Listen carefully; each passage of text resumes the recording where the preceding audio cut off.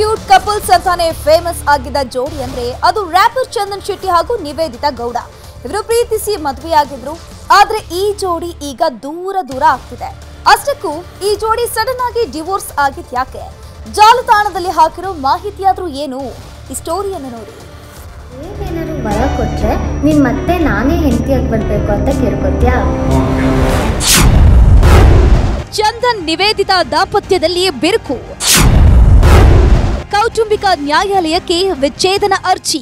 ಎಲ್ಲೂ ಕೂಡ ಯಾವುದೇ ರೀತಿಯ ಗುಟ್ಟನ್ನು ಅವರು ಬಿಟ್ಕೊಟ್ಟಿಲ್ಲ. ಈಗ ಕಳೆದ ವಾರನೂ ಕೂಡ ಇವರಿಬ್ಬರು ಸೋಷಿಯಲ್ ಮೀಡಿಯಾದಲ್ಲಿ ಒಂದು ಪೋಸ್ಟ್ ಅನ್ನು ಕೂಡ ಶೇರ್ ಮಾಡ್ಕೊಂಡಿದ್ರು. ಅಂದ್ರೆ ಈ ಒಂದು ವಿಚ್ಛೇದನ ಪಡೆದುಕೊಳ್ತೀವಿ ಈ ಒಂದು ವಿಚಾರ ಎಲ್ಲರಿಗೂ ಕೂಡ ಹರಡಿರುವಂತದ್ದು.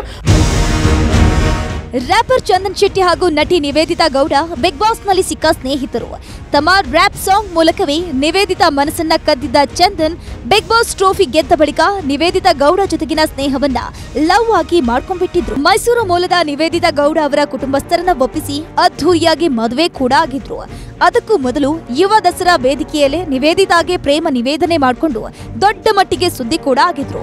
ಆದ್ರೆ ಈ ಜೋಡಿ ಮೇಲೆ ಅದ್ಯಾವ ಕಣ್ಣು ಬಿತ್ತೋ ಏನೋ, ಸಪ್ತಪದಿ ತುಳಿದು 7 ವರ್ಷಗಳು ಕೂಡ ಒಟ್ಟಿಗೆ ಬಾಳಲಾರದೆ ವಿವಾಹ ವಿಚ್ಛೇದನವನ್ನ ಮಾಡಿಕೊಳ್ತಿದ್ದಾರೆ.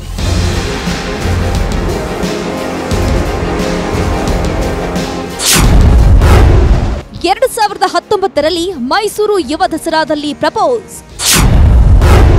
2020ರ ಫೆಬ್ರವರಿ 26ರಂದು ಅದ್ಧೂರಿಯಾಗಿ ಮದುವೆ.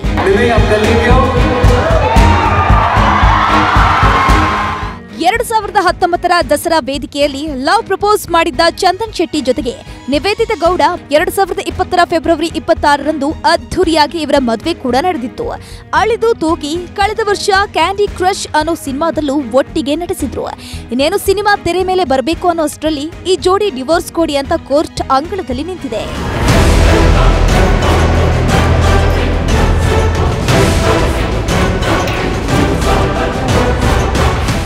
ಚಂದನ್ ಶೆಟ್ಟಿ ಹಾಗೂ ನಿವೇದಿತಾ ಗೌಡ ಮದುವೆ ಆದ್ಮೇಲೆ ಇಲ್ಲಿವರೆಗೂ ಸಂತೋಷ ಹೊಂದಾಣಿಕೆ ಅನ್ನೋದಕ್ಕೆ ಕೊರತೆಯೇ ಇರಲಿಲ್ಲ.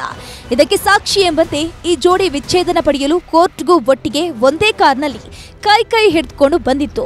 ಇಷ್ಟಾದ್ರೂ ಈ ಜೋಡಿ ದೂರ ಆಗ್ತಿರೋದ್ಯಾಕೆ ಅನ್ನೋ ಪ್ರಶ್ನೆ ಈಗ ಎಲ್ಲರನ್ನೂ ಕಾಡ್ತಿದೆ. ಆದ್ರೆ ನಮಗ್ ಸಿಕ್ಕಿರೋ ಮಾಹಿತಿಯ ಪ್ರಕಾರ ಬಣ್ಣದ ಬದುಕಿನ ಭವಿಷ್ಯದ ದೃಷ್ಟಿಯಿಂದ ಈ ಜೋಡಿ ಪರಸ್ಪರ ಒಪ್ಪಿಗೆ ಮೂಲಕ ದೂರವಾಗ್ತಿದ್ದಾರೆ.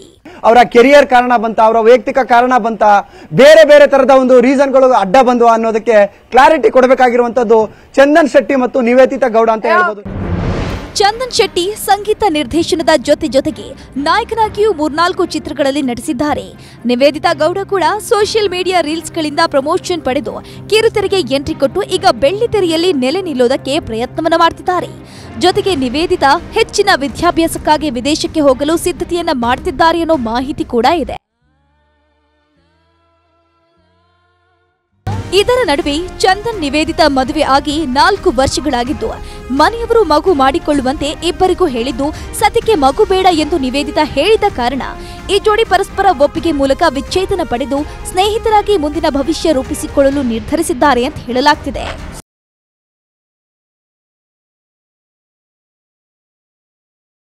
ಅದೇನೇ ಇರ್ಲಿ, ಜನ್ಮದ ಜೋಡಿಗಳಂತೆ ನಗ್ನಗ್ತಾ ಸಾಮಾಜಿಕ ಜಾಲತಾಣದಲ್ಲಿ ತಳ್ಳಣ ಮೂಡಿಸಿದ ಈ ಜೋಡಿ ಈಗ ನಾನೊಂದು ತೀರ ನೀನೊಂದು ತೀರ ಅಂತಿದ್ದು ಅಸಲಿ ರಹಸ್ಯವನ್ನ ಅವರೇ ಬಹಿರಂಗ ಮಾಡಬೇಕಿದೆ.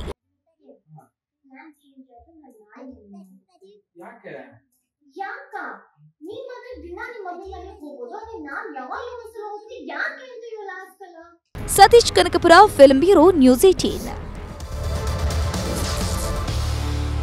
ಕನ್ನಡಿಗರ ನೆಚ್ಚಿನ ನ್ಯೂಸ್ 18 ಕನ್ನಡ ಈಗ ವಾಟ್ಸ್ಆಪ್ನಲ್ಲೂ ಲಭ್ಯ.